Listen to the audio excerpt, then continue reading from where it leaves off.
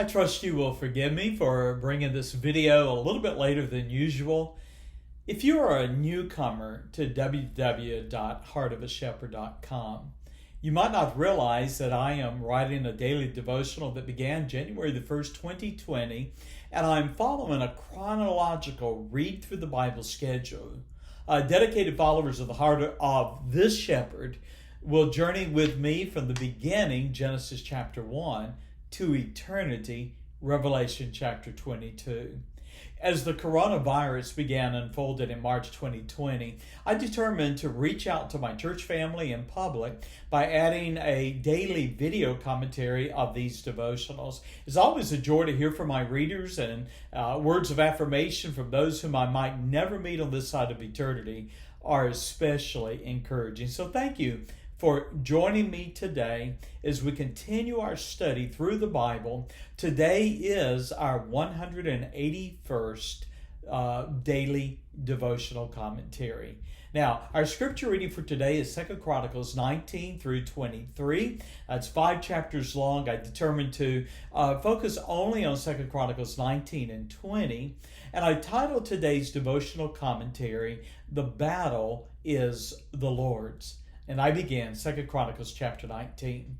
With Ahab, king of Israel, now slain in his battle with Syria, his ally, King Jehoshaphat of Israel, returned to his palace in Jerusalem, where he was confronted by a prophet named Jehu. Now, with the boldness of a prophet of the Lord, Jehu condemned the king's alliance with wicked Ahab, saying, and I quote in verse 2 of 2 Chronicles 19, "Shouldest thou help the ungodly and love them that hate the Lord? Therefore is wrath upon thee from before the Lord."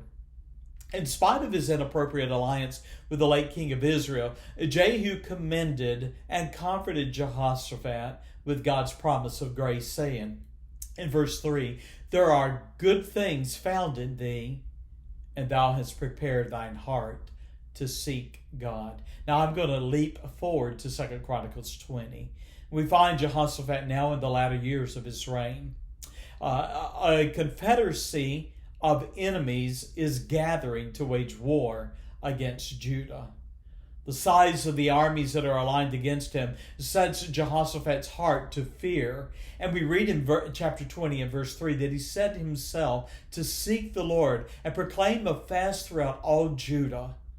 The people of Judah gathered in Jerusalem, and they joined their king, who humbled himself before the Lord and before the temple, and listened as he called upon the Lord. Standing in the midst of his people, Jehoshaphat rehearsed his prayer of God's covenant promises to Israel, and how the Lord had promised the land to the seed of Abraham, thy friend, forever.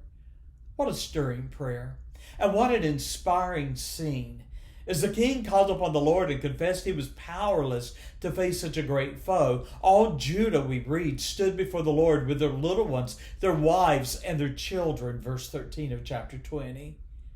God heard Jehoshaphat's prayer, and he sent a prophet who encouraged the king and Judah, saying, "Thus saith the Lord unto you, be not afraid nor dismayed by reason of this great multitude, for the battle is not yours, but God's." With God's assurance, the people gathered, and they went to the battlefield, where they found their enemies had actually turned on one another and destroyed each other's army. Without even lifting a sword or a spear, the Lord gave Judah a victory. The spoils of war, we read, were so great that it took 3 days to gather them. When neighboring kingdoms heard the news of Judah's great victory and how the Lord himself had fought against their enemies, we read that the fear of God was on all the kingdoms. Now, there are many lessons you and I might take from today's scripture reading, but perhaps the most principal one is this: the Lord wants us to call upon him in times of trouble and trials and sickness. And there is a lesson here that when we are afraid, call upon the Lord. When our enemies threaten us and we feel overwhelmed, remember 2 Chronicles 16 and verse 9. The eyes of the Lord run to and fro throughout the whole earth to show himself strong in the behalf of them whose heart is perfect toward him. I remind you as I close 2 Chronicles 20 and verse 15, we read these words, the battle is not yours, but God's. I encourage you this day. No matter what you're facing, no matter what the troubles might be, no matter who might even be threatening you, the battle is not yours, it's the Lord. Call on the Lord.